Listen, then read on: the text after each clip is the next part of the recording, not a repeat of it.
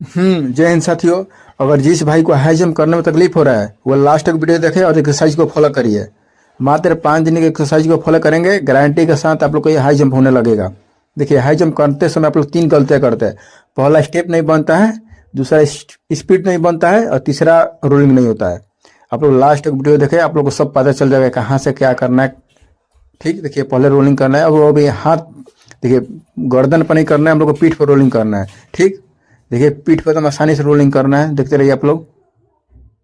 देखिए स्टेप बनाने के सबसे बेस्ट एक्सरसाइज भाई ये देखिए।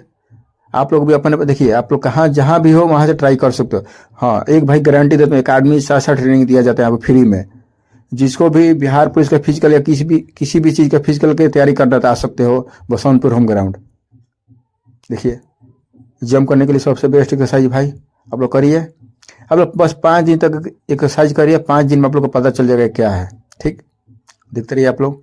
देखिए स्टेप के लिए, देखिए देखिए पहला एथी है ना, पहला से यहाँ से 1.5 फीट लेना है, 1 से 1.5 फीट, यहाँ से 4 से 5 फीट आप लोग लगा लीजिए खुद। फिर यहाँ से स्टेप बनेगा एकदम आसानी से।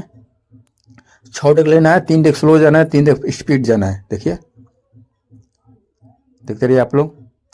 अगर भाई वीडियो अच्छा लगे एक कमेंट कीजिए, करिए। देखिए कितना आसानी से हाई जंप होगा, आप लोग देखते रहिए। जय हिंद, जय भारत।